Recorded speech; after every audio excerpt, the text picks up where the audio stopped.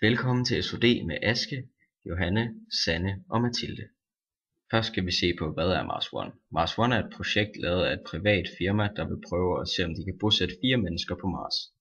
Dette skal ske i år 2023. Vores opgave er så at lave et produkt, der kan passe til denne mission. Vi har lavet en tidsplan over projektet og har markeret med farver de felter, hvor vi havde forventet de ting, vi skulle lave, og krydserne er de forskellige ting, vi har lavet de forskellige dage.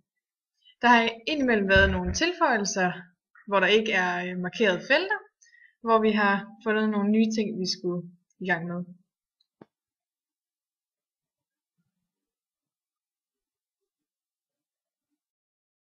Vi startede med at lave en mindmap, hvor vi kom med en masse forskellige idéer til, hvad vi kunne gøre ved det her Mars-projekt.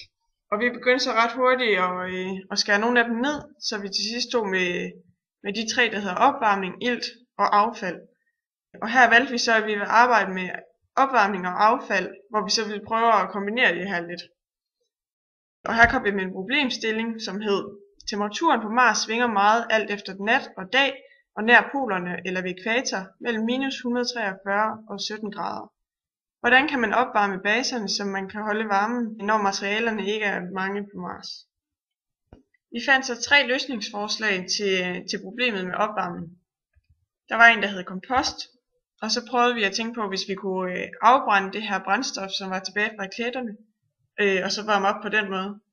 Eller så ville vi prøve at arbejde med energi fra solen via nogle solceller. Men vi valgte så at arbejde med kompost, som også har noget med at gøre med det her affald. Vi ved nemlig, at i en kompostbeholder, der er temperaturen høj, fordi at kulstoffet det afgiver sin energi som varme under nedbrydning. Og vi vil så på den måde opvarme vandet, så vi kan så få varme ud i baserne. Til vores projekt her, der skulle vi selvfølgelig lave et forsøg. Og til vores forsøg har vi tænkt os at se, hvor meget varme organisk stof det rent faktisk afgiver. Vi har valgt at bruge græs i stedet for, fordi at hvis du skal lave en rigtig kompost, så tager det rigtig lang tid at få den helt op at køre og få den op på en høj temperatur. Og vores opstilling det er, at vi har en pose, hvor der er græs i. I posen der er der sådan en temperaturmåler, som går over til en computer, som kører et computerprogram, der hedder Logger Pro, som sidder og registrerer alle de her målinger her, som der så kommer igennem. Og i processen der starter det med, at man har en masse mikroorganismer og andre sådan smådyr, som findes naturligt i jorden, som så æder affaldet, og så bliver det til en kompost. Og de her mikroorganismer og orme, de kræver en masse ilt, og de kræver fugtighed, så de kan arbejde. Og hvis der så også er vand og næringsstoffer til stede, så øger det også deres arbejdstempo.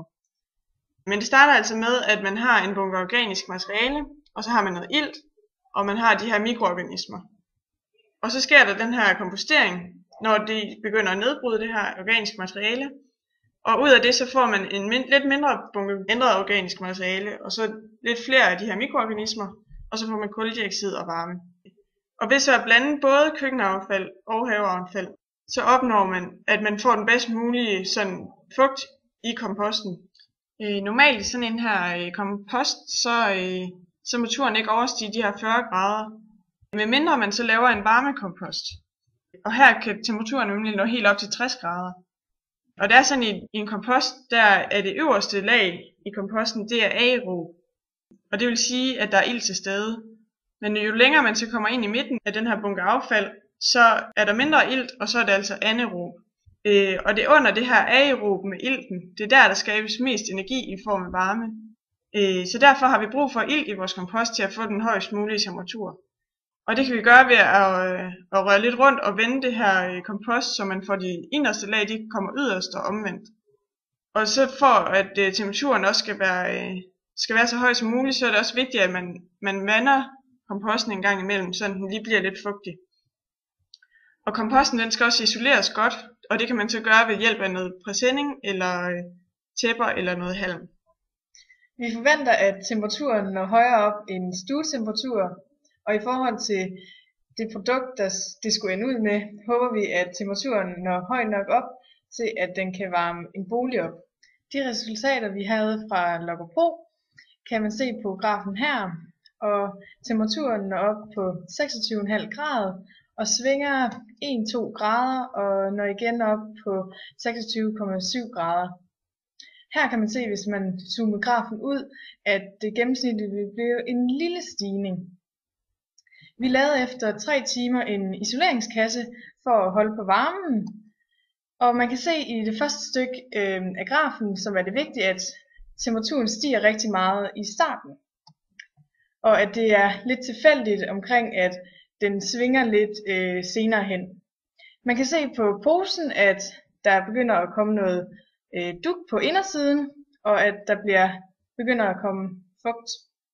Som fejlkilder til vores forsøg, så havde vi udsugning, da vores forsøg stod inde i et stinkskab, hvor der var en del udsugning, som så gjorde, at det var med til at påvirke temperaturen i vores forsøg, så det blev lidt koldere. Og så var der også mængden af græs. Vi kunne måske have haft en mere optimal måling af temperaturen, hvis vi havde haft lidt mere græs at måle på. I forhold til den hypotetisk deduktive metode, så har vi ud fra vores forsøg kunne lave nogle observationer og konklusioner, så vi har fundet ud af, hvordan det skal fungere, hvis nu at vi laver en rigtig kompost, som skal op på Mars. Så her vi kunne lave en ny hypotese, som ligesom forklarer, hvad vi tror, der vil komme til at ske. Og vi forventer lidt, at temperaturen i hvert fald vil blive højere, når vi har en rigtig kompost, og når den også er en del større, end det var i vores forsøg. Den lineære teknologiudvikling passer bedst til vores projekt, hvor man har en konkret slutdato, og vi har et forudsigeligt anvendelse af produktet. Man behøver ingen tilpasning i løbet af processen i forhold til programmering af websites, hvor man hele tiden bliver nødt til at udvikle sig i forhold til forbrugerens ønske. Det endelige produkt skal være færdigt og klar til opsendelse, og her har man så en linje for sit slutresultat. Og man har nogle punkter, man skal følge, og heraf har man hvor lang tid det vil komme til at tage, og hvor meget arbejdskraft man har brug for, og hvad det vil komme til at koste. Til interaktiv teknologiudvikling har vi noget viden i form af vores forsøg med opvarmning ved græsset, og vi har en teoretisk viden omkring kompostprocessen. Til teknik har vi nogle materialer til forventet produkt, som er, at vi vil lave det i hårdt plast, og at det skal være en lukning, der kan holdes lufttæt, og at vi vil have en gennemsigtig stribe, så der er en højdemåler, og vil have etableret vandrør indeni og en cirkulationspumpe, som hele tiden cirkulerer vandet rundt i røren. I forhold til organiseringen skal det ske ved en Gantt tidsplan, og gruppen skal inddeles ved velbindte grupperoller. Til produktet vil vi have et endeligt produkt, som skal ende ud med en kompostbeholder, hvor affald smides i, og der omdannes varme i beholderen, og der etableres vandrør indeni, og herved vil vi have vandet varmet op, og det skal så løbe ud i håndvaske og som varme i boligen. Og det her behov for varme på Mars er vigtigt, når det er så koldt, og det her problem løser vi ved at opvarme med kompost. Vi forventer en størrelse på minimum 1 kubikmeter, og der skal være mulighed for omrøring i kompostbunken. Her har vi så prøvet at lave en skitse af, hvordan vi kunne forestille os produktet det skulle se ud. Altså som sagt før, der vil vi gerne have den her måler hernede, så man kan se, hvor meget der rent faktisk er i den, og om det sådan opfører sig som nogenlunde pænt dernede. Og så har vi tænkt at sætte sådan en måle-iPad-ting på, så man kan holde øje med kvælstof, fosfor, ilt, kalium, fugtighed og varme heri. Sådan at hvis den nu er ved at gå ned på kvælstof eller ilt, så kan man se, så skal man nok tilsætte lidt mere. Toppen her, den skal være designet sådan, at den er helt lufttæt, fordi at når det her stof det går i forrådnelse, så lugter det rigtig, rigtig slemt. Inden vi blev delt op i hold, der skulle vi tage en Belbin-test for at se, hvilken personlighed vi havde i forhold til gruppearbejde. Og så delte lærerne os ud på hold, alt efter hvilken personlighed vi havde. Og som man kan se her, der havde Mathilde, hun fik dirigenten. Det er en, der er rigtig god til at styre et hold, og ligesom holde styr på, hvad folk de skal gøre, og hvad de ikke skal gøre. Hun blev også afslutter og finisher, og det er en, der er rigtig god til sådan at få afsluttet de ting, der nu skal laves, og være sikker på, at vi overholder den her deadline her.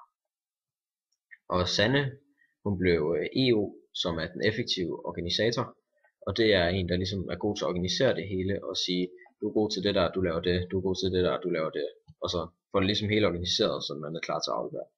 Hun blev også holdarbejder, og det er en, der er rigtig god til at arbejde i hold. Og Aske, han blev IG, som er idégenerator, og det er en, der kommer med mange idéer. Ikke alle, der er sådan fuldstændig skudsikre, men kommer med en masse idéer. Han er også kreativ forhandler, og det er en, der sådan kender en, der ved, hvad der skal gøres.